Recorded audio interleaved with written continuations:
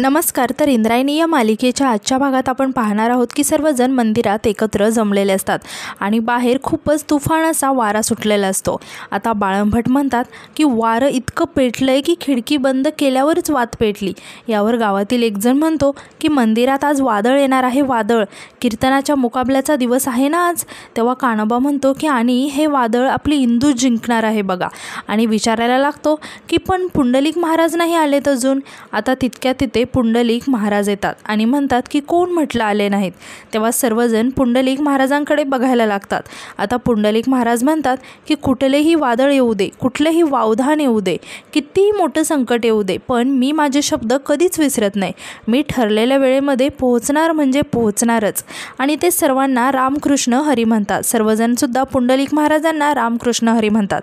आता पुंडलिक महाराज मंदिराची घंटा वाजवायला लागतात आणि आतमध्ये येऊन विठुरायासमोर हात जोडून उभे राहतात आणि म्हणायला लागतात की विठुराया, ही स्पर्धा जिंकण्याची ताकद आहे माझ्यात, पण तुझा आशीर्वाद सदैव माझ्या पाठीशी राहू दे. आता तितक्या तिथे मोठ्याबाई, प्रेमनाथ आणि गोडकर येतात आणि पुंडलिक महाराजांकडे बघायला लागतात. आता पुंडलिक महाराज म्हणतात की आजचा हा विजय म्हणजे तुझा नैवेद्य. आता मोठ्याबाई खूपच रागात पुंडलिक महाराजांकडे बघायला लागतात. आता पुंडलिक महाराज सर्वांसमोर हात जोडत म्हणतात की मी तुम्हा सर्वांना नम्र विनंती करतो की माझा आज विजय झाल्यावर बऱ्याच लोकांना त्रास होईल, पण त्याचा काही इलाज नाही आहे माऊली. आणि ज्या कुणाला आनंद होईल त्यांनी विजयाचा उन्माद करू नका आणि माझा विजय हा शांतपणे स्वीकारावा, असं मी सगळ्यांना आवाहन करतो. तेव्हा मोठ्याबाई हसायला लागतात आणि म्हणतात की काय काय काय म्हणालात, असं म्हणत त्या पुंडलिक महाराजांसमोर येतात आणि म्हणतात की काय म्हणालात, विजय उन्माद? कसला विजय? अहो हा विजय नाही, हा तर तुमचा विनोद आहे. आणि त्या खूपच हसायला लागतात आणि म्हणतात की याला ओव्हर कॉन्फिडन्स म्हणतात. अजून मुकाबला पण नाही झाला आणि म्हणे विजय. आता बेडकाने किती पण पोट फुगवायचं म्हटलं तर काय होतं, असं म्हणून त्या हसायला लागतात. आणि पुंडलिक महाराजांना म्हणायला लागतात की तुमचा मुकाबला माझ्या सुनेशी आहे, दिग्रजकरांच्या सुनेशी, अधोक्षजच्या बायकोशी आहे, इंद्रायणीशी. तुम्ही तर तिच्या पासंगाला सुद्धा नाही पुरणार. बाल कीर्तनकार असताना तिने तुमच्यासारख्या कित्येक कीर्तनकारांची पुरेवाट लावून टाकली होती. अहो लाखांच्या सुपाऱ्या. असं म्हणत मोठ्याबाई एकदम शांत होतात आणि म्हणायला लागतात की म्हणजे नाकारल्या होत्या. त्यामुळे तुमचा मुकाबला सौ इंद्रायणी अधोक्षज दिग्रजकरांशी आहे, म्हणजे आमच्या सुनेशी. यावर पुंडलिक महाराज म्हणतात की मोठ्याबाई, म्हणजे त्या तुमच्या सुनबाई आहेत, हीच त्यांची पात्रता आहे का? म्हणजे असं म्हणायचं आहे का तुम्हाला? म्हणजे मोठ्याबाई, मला तुमचं काही कळतच नाही हो. म्हणजे तुमची सून आहे म्हणून ती हुशार आहे. तो अधोक्षज दिग्रजकर तुमचा मुलगा आहे म्हणून तो गादीचा वारस आहे.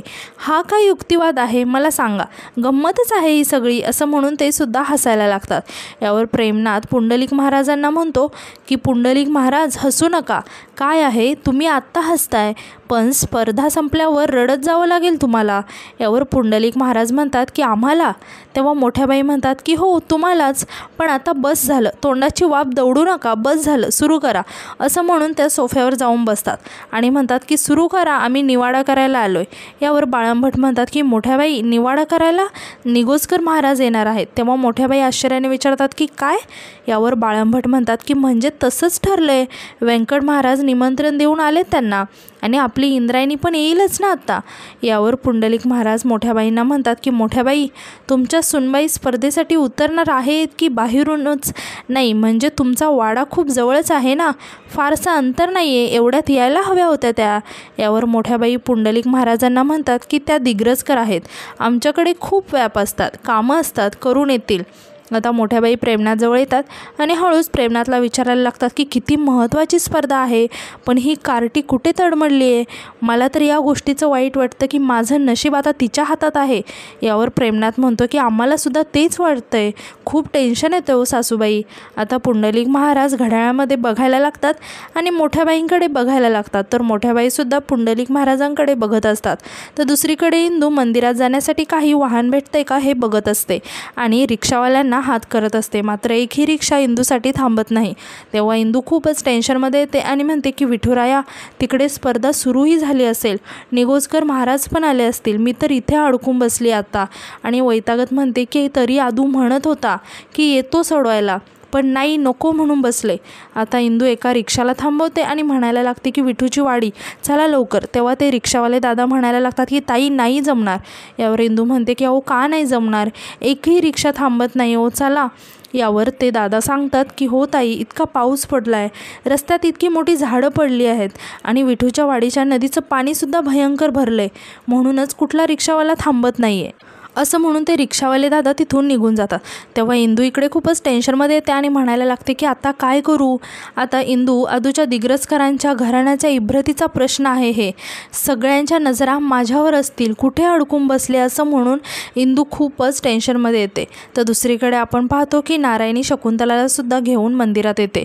आता शकुंतला विठुरायाचं दर्शन घेते आणि पुंडलिक महाराजांना नमस्कार करून बाजूच्याच एका बाकावरती जाऊन बसते.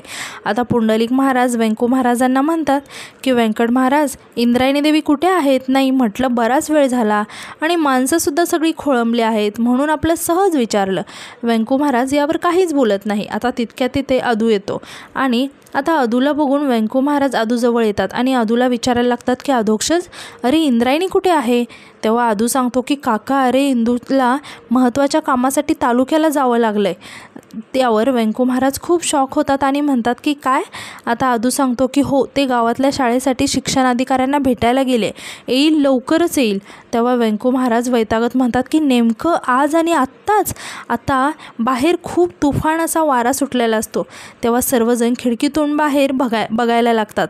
आता व्यंकू महाराज अदूला म्हणतात की आजूबाजूला धुवाधार पाऊस पडतोय, नद्या नाले दुथडी भरून वाहत आहेत, पूर आलाय, झाडं पडली आहेत रस्त्यावर, निगोजकर महाराजसुद्धा पोहोचलेले नाहीत अजून. आता मोठ्याबाई हे सगळं ऐकून स्वतःच्या मनातच म्हणतात की या शाळेपायी दिग्रजकरांची इज्जत घालवणार आहे ही कार्टी. आता पुंडलिक महाराज म्हणतात की इथे कीर्तनाची एक महत्त्वाची स्पर्धा असताना इंद्रायणी देवीला दुसरं महत्त्वाचं काम कसं सुचलं, असं म्हणून ते हसायला लागतात. आता इंदू अजूनही स्पर्धेसाठी पोहोचली नाही हे बघून सगळेच खूपच टेन्शनमध्ये आलेले असतात.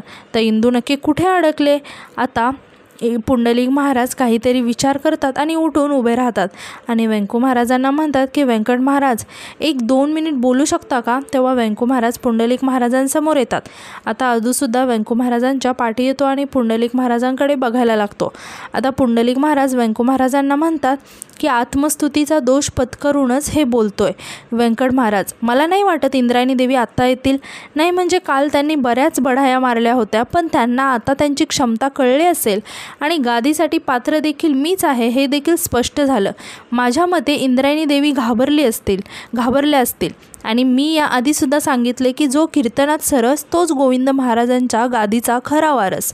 हे ऐकून सर्वजण खूपच शॉक होऊन पुंडलिक महाराजांकडे बघायला लागतात.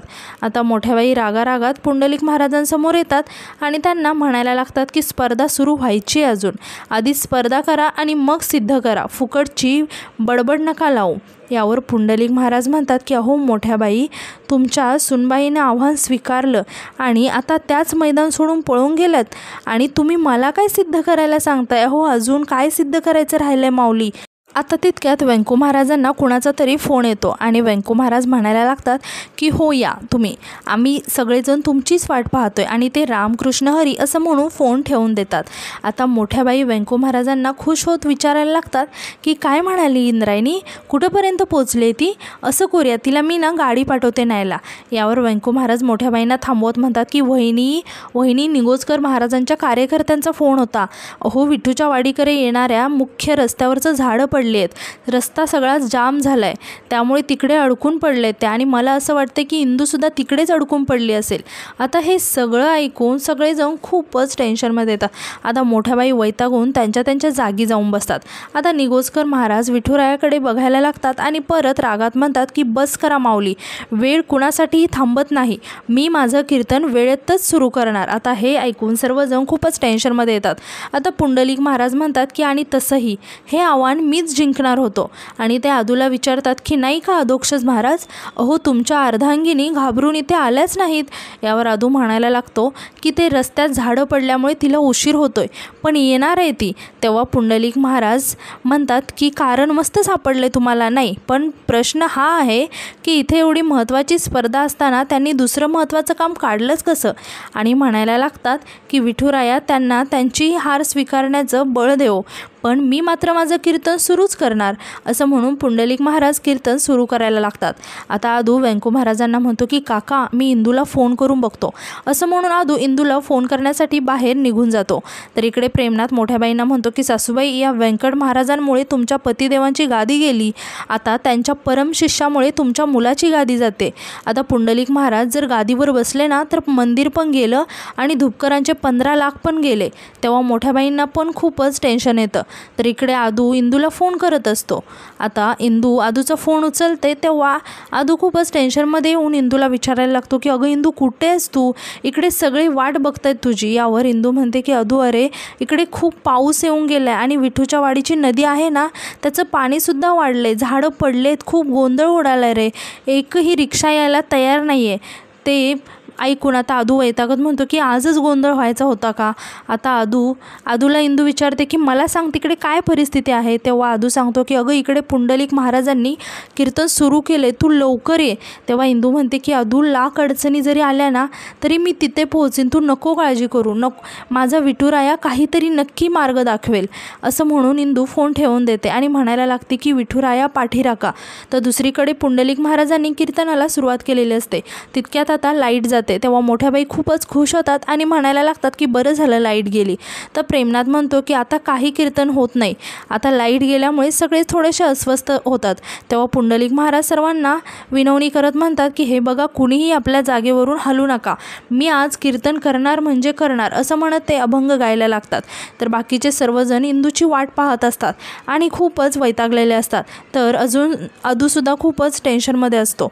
आणि आजचा भाग इथेच संपतो. तर उद्याच्या भागात आपण असं पाहणार आहोत की पुंडलिक महाराज कीर्तन करत असतात. तर इकडे प्रेमनाथ मोठ्या बाईंना म्हणतो की सासूबाई पुंडलिक महाराज स्पर्धा जिंकतायत बहुतेक. तर दुसरीकडे आपण पाहतो की इंदू मंदिराच्या दिशेने निघालेली असते आणि चालत असतानाच तिला एक काकू रस्त्यावरती बेशुद्ध अवस्थेत पडलेली दिसते. तेव्हा इंदू त्यांना एका हातगाडीवरती ठेवते आणि म्हणते की काकू तुम्ही काळजी करू नका, मी आहे ना. तर दुसरीकडे आदू इंदूला फोन करत असतो आणि तो खूपच घाबरलेला असतो आणि मनातच म्हणतो की इंदू कुठेच ग तू. तर उद्याच्या भागात आपल्याला समजेल की इंदू स्पर्धेसाठी वेळेत पोहोचणार की नाही, की काकूला वाचवण्यासाठी इंदू पणाला लावणार दिग्रजकरांची इज्जत. तर आजचा एपिसोड तुम्हाला कसा वाटला हे कमेंटमध्ये नक्की सांगा आणि असेच नवीन एपिसोड पाहण्यासाठी आपल्या चॅनलला नक्की सबस्क्राईब करा. धन्यवाद.